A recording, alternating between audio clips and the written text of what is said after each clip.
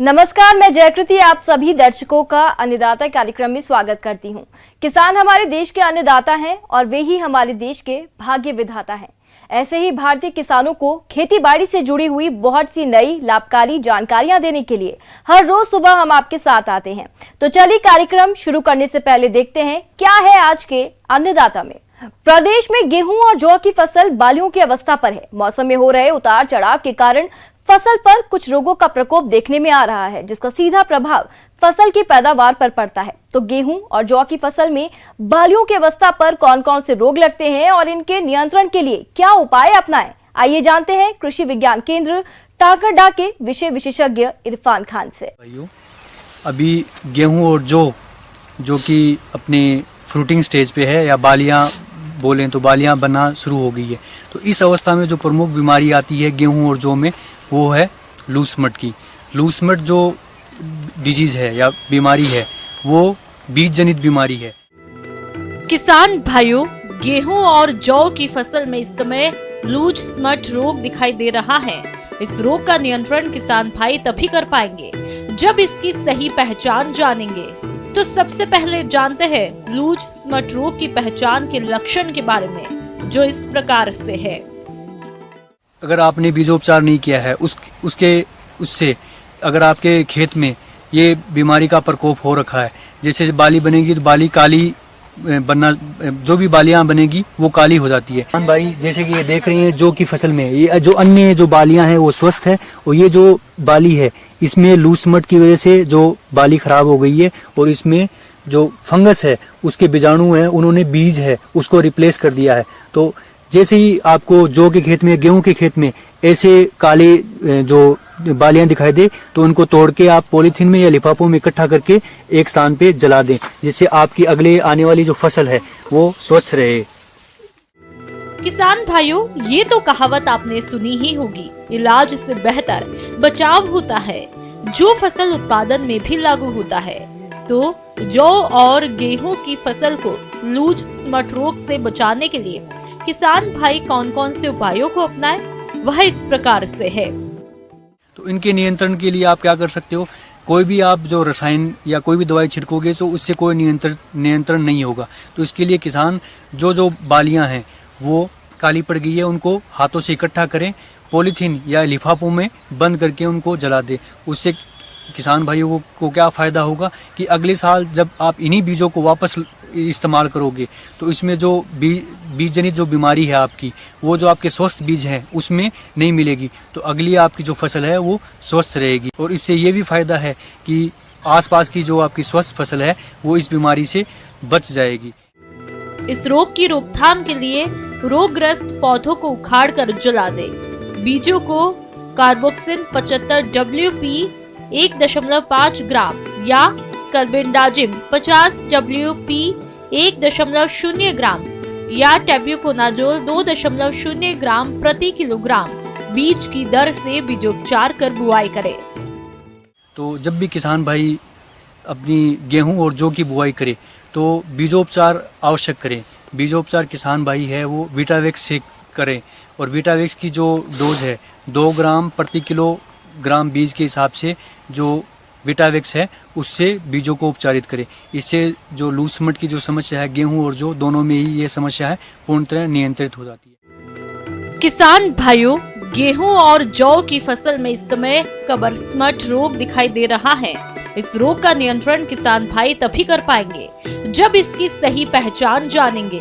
पहले जानते हैं कबर स्मट रोग की पहचान के लक्षण के बारे में, जो इस प्रकार से है।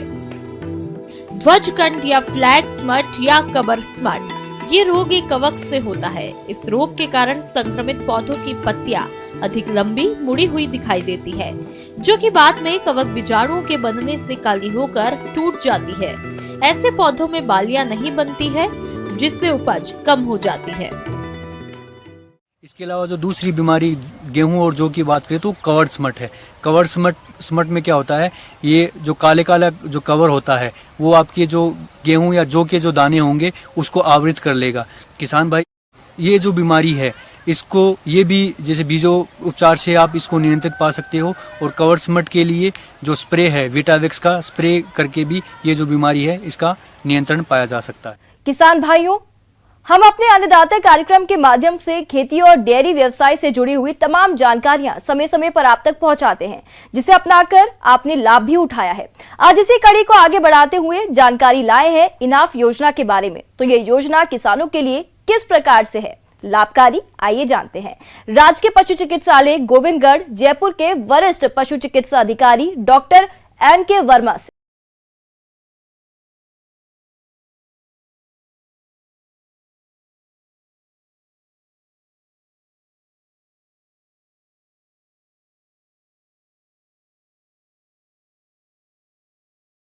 राजस्थान में कृषि के साथ साथ पशुपालन मुख्य व्यवसाय है और अभी पशुपालन विभाग ने इनाफ योजना लागू की है, जिसका अर्थ है information network for animal productivity and health. इसके तहत राज्य में जितने भी पशु हैं उन सब की पहचान सुनिश्चित होगी।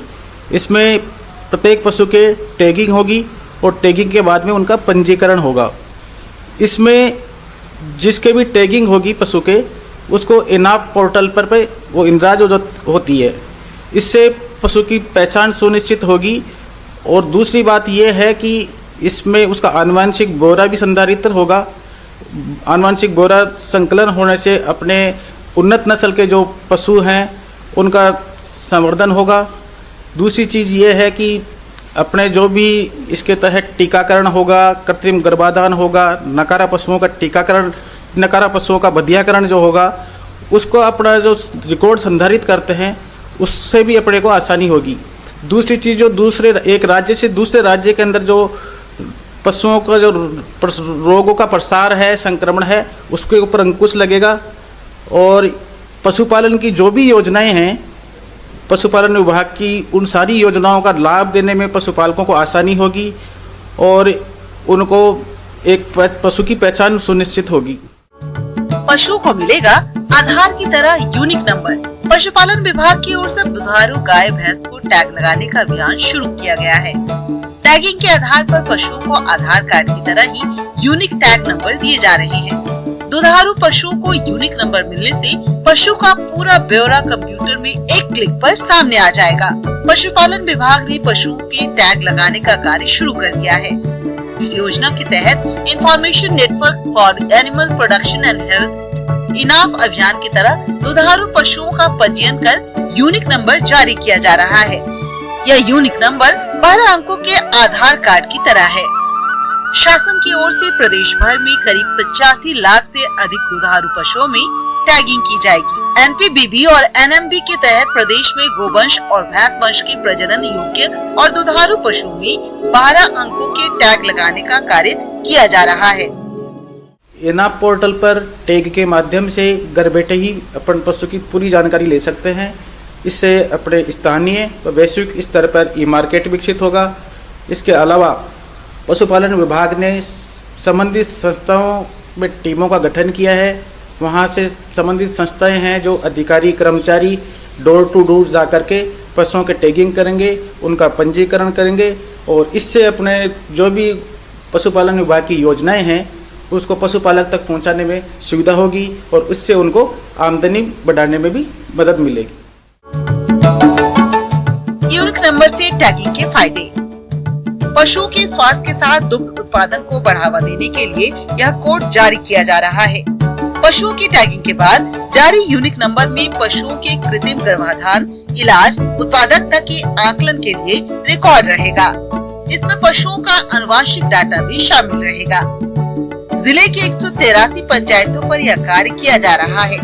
इससे आनुवंशिक सुधार कार्यक्रमों की निगरानी बेहतर हो सकेगी। पशुओं के आहार संतुलन, पशुओं के स्वास्थ्य की जानकारी मिल सकेगी, जिससे किसानों को उत्पादन में वृद्धि में मदद मिलेगी। इस इनाफ योजना के अंतर्गत पंजीकरण कराने से पशुपालक को पशुपालन विभाग की नवीनतम योजनाएं हैं उनका लाभ मिलेगा। इसके अलावा पशु नस्ल सुधार जानकारी के द्वारा उन्नत नस्ल के जो पशुवंश है उनका संवर्धन होगा। इसलिए मैं सभी पशुपालक भाइयों से निवेदन करता हूं कि जब भी पशुपालन विभाग की कोई टीम आए आपके घर तो उनका टैगिंग जरूर करवा ले और पंजीकरण अवश्य करवा ले। इससे उन्हें मतलब आर्थिक लाभ तो होगा ही होगा, भविष्य के अंदर जो भी कोई योजनाएं मिलेगी वो उसके लिए जरूरी होगा। ये एक आधार कार्ड की तरह काम करेगा, तो सभी पशुपालक भाई इसको अवश्य लगवाएं। बाजार में शहद और इसके उत्पादों की बढ़ती मांग के कारण मधुमक्खी पालन अब एक लाभदायक व्यवसाय बन रहा है और इससे किसान लाखों की कमाई कर रहे हैं। तो जो लोग इस व्यवसाय को अपनाते हैं वे अधिक शहद प्राप्ति के लिए अपने मॉन बॉक्सों का किस प्रकार से ध्यान रखें, जिस पर जरूरी जानकारी दे रहे हैं डॉक्टर रामाश्रित सिंह। कि मधुमक्खी परिवार को जो हम लेते हैं वो परिवार में आपको देखना है कि रानी नई है और गर्भित है। गर्भित रानी की ये पहचान है कि वो एक घर में एक ही अंडा देगी या उसका टीप जो है उदर भाग का फूला हुआ रहेगा। नई रानी है, इसकी पहचान ये है कि उसका उदर भाग गोल्डन कलर का होगा, सोना के रंग का होगा। जब मधुमक्खी परिवार को ले जाते हैं उसके पहले उस स्थान का चुनाव कर लीजिए कि कहाँ रखें। उसमें यही देखना है कि मधुमक्खी के बक्से का निकास द्वार पूरब या दक्षिण की तरफ होना चाहिए और मधुमक्खी बक्सा जब वहाँ अपने पहुँचा दिए तो थोड़ी देर आधा घंटा 1 घंटा के बाद ही उसका गेट खोलें ताकि मधुमक्खियाँ अस्थिर हो जाएं। उसके बाद आपको देखना है कि शुरू में तो मधुमक्खियों को पता नहीं है कि किधर उसका भोजन स्रोत है, तो 2 दिन 4 दिन तक उसको चीनी की चाशनी कृत्रिम ढंग से बनाकर 1 किलो पानी और 1 किलो चीनी को थोड़ा गर्म करके ठंडा करने के बाद प्लास्टिक के गिलास में खरपतवार देकर अंधेरा होने के बाद देना चाहिए। गर्मी के मौसम में कौन कौन फूल है आपको जानकारी लेना चाहिए और उसमें क्या होता है कि सूरजमुखी भी मिलता है, उस समय मूंग का भी मिलता है, जामुन का, जमुनी का भी मिलता है, करंज का भी मधु लेते हैं।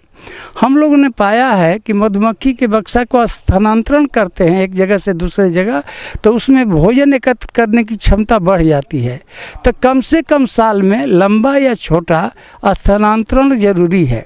अगर भी कोई भी रोग लगा हुआ है तो उसका नियंत्रण कीजिए, और नहीं तो एक होता है डमी बोर्ड होता है, डमी बोर्ड लगा देने से भी मधुमक्खियों का उत्साह बढ़ता है और घर को गर्म और ठंडा करने में, तापक्रम बनाए रखने में सहायक होता है। शहद उत्पादन में आई कमी केवल पर्याप्त परागण की कमी की वजह से ही नहीं होती, बल्कि इस गिरावट की एक बड़ी वजह कीटों का प्रकोप भी है। मधुमक्खियों को कुछ जीव जैसे मेंढक, चिड़िया, छिपकली, गिरगिट आदि भी नुकसान पहुंचाते हैं। ये जीव मधुमक्खियों को पकड़कर खा जाते हैं। इसी तरह से कई प्रकार के वर्प भी मधुमक्खियों को पकड़कर मार देती हैं। कभी कभी तो इनके प्रकोप से मधुमक्खियों की पूरी कॉलोनी तक नष्ट हो जाती है। इसी प्रकार चींटियां मधुमक्खियों को पकड़कर मार देती हैं, साथ ही छत्ते में लार्वा और शहद को भी खा जाती हैं। बीमारी से बचने के लिए हम लोग क्या करते हैं कि फॉर्मिक एसिड दवा, हमारे यहाँ एक ही समस्या है, माइट की समस्या है। माइट की समस्या में से निपटने के लिए ज़रूरी है कि तलपट को 15 दिन पर सफाई करते रहें। और दूसरी बात यह है कि फॉर्मिक एसिड का प्रयोग करना चाहिए। 5 ml फॉर्मिक एसिड 15 दिन के अंतराल पर देने से माइट का रोकथाम हो जाता है। अंत में मैं इतना ही कहना चाहूँगा कि अगर सफल मधुपालक बनना चाहते हैं तो 2 बातों पर विशेष रूप से ध्यान दीजिए। पहला कि 2 कमज़ोर परिवार के बजाय 1 मजबूत अच्छा। कमज़ोर परिवार होने पर उसमें रोग ज़्यादा लगता है, दुश्मन उसको तंग करते हैं, तो उसको मिलाकर मजबूत बनाकर रखना चाहिए। आज जब बसंत काल आए, बढ़िया समय आए, तो ठीक है, उसका बंटवारा करके बक्से को बढ़ा देना चाहिए। दूसरा इसका यह है कि यथासंभव आप प्रयास कीजिए कि ऐसा न हो कि कोई परिवार बहुत मजबूत हो और कोई बहुत कमज़ोर हो। तो इसके लिए बहुत कमज़ोर और बहुत मजबूत के बीच में गैप रखने के लिए है कि ब्रूड वाला जो छत्ता है, सप्ताह में एक बार एक बक्से से निकाल कर कमज़ोर बक्सा में दें, तो प्रौढ़ मक्खियों की संख्या बढ़ने लगती है कमज़ोर में, तो मजबूत और कमज़ोर में गैप कम रहता है। अगर ऐसा आप करते हैं तो जैसे लूट मार की समस्या से आप निपट सकते हैं, नहीं होगा। माइट के प्रकोप की स्थिति में 85 mg फॉर्मिक एसिड का उपयोग रुई के फाहे में एक लकड़ी की मदद से लपेटकर बक्से में रख देना चाहिए। जिससे इसकी गंध से कीटों से छुटकारा पाया जा सके। इसके अलावा ऐसी जगह जहां पर कीटों का प्रकोप ज्यादा होता है, वहां पर मधुमक्खियों को परागण के लिए पलायन न करें। माइट कीट से प्रभावित मधुमक्खियों के अंडे और लार्वा वाले छत्ते स्वस्थ मधुमक्खियों से दूर रखने चाहिए। मधुमक्खियों को भोजन में पर्याप्त पोषक तत्व उपलब्ध कराएं। मधु बॉक्सों के स्टैंड के नीचे कटोरियों में पानी भरकर रखें। इससे चींटियों का प्रकोप नहीं होगा। वर्प को पकड़कर तुरंत मार दें। साथ की छिपकली, मेंढक और चिड़ियों से भी बचाव करें। तो ऐसे मोमी पतंग या कीट से बचना चाहिए। चूँकि मधु मिठास है बक्से में, तो चीटा चीटी का प्रकोप तो स्वाभाविक है। इसलिए गर्मी और बरसात में हमेशा मधुमक्खी के बक्सा को स्टैंड पर रखें। अगर ज़्यादा कहीं आक्रमण हो रहा है तो स्टैंड में चिपचिपा चीज़ कुछ लगा दें ताकि चींटी और ये सब वो बक्से के अंदर ना जाए। इस तरह से शत्रुओं से बचाना जरूरी है।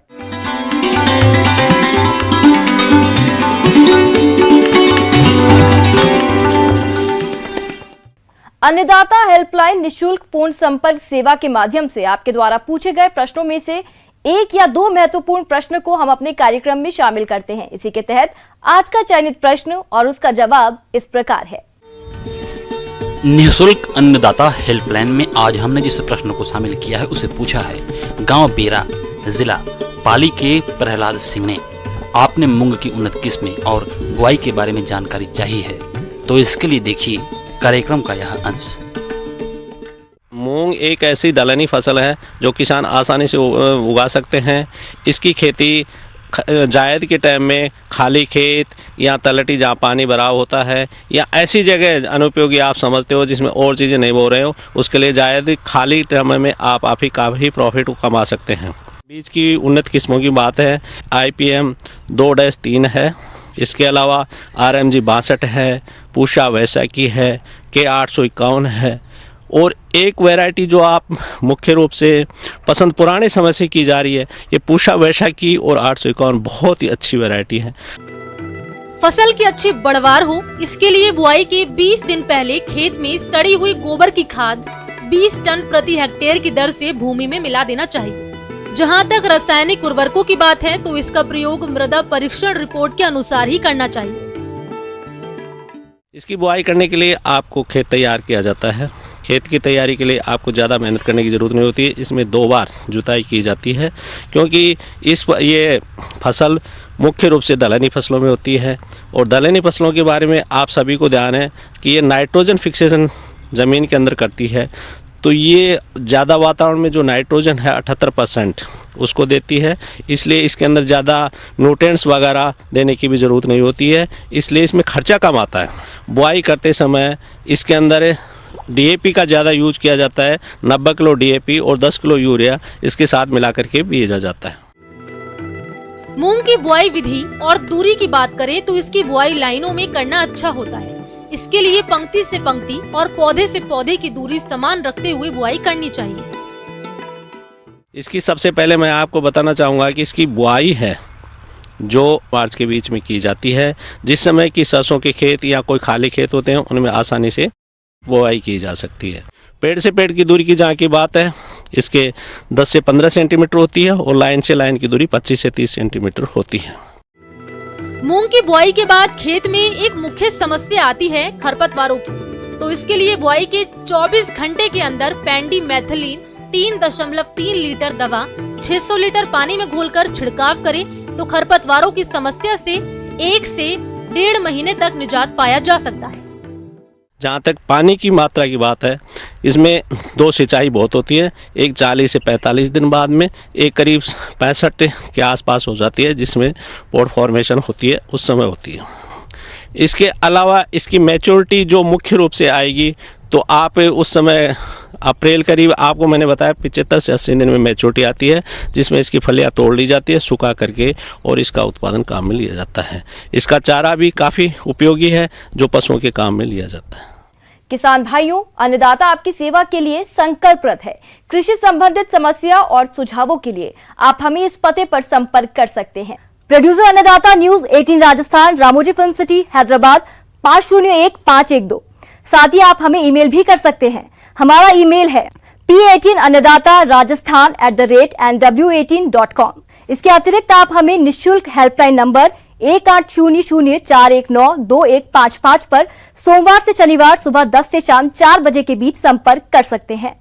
किसान भाइयों, अब समय हो रहा है आपसे विदा लेने का, तो हमारी अन्नदाता टीम को दीजिए इजाजत। कल फिर आपसे मुलाकात होगी कृषि संबंधित कुछ और महत्वपूर्ण जानकारियों के साथ। नमस्कार।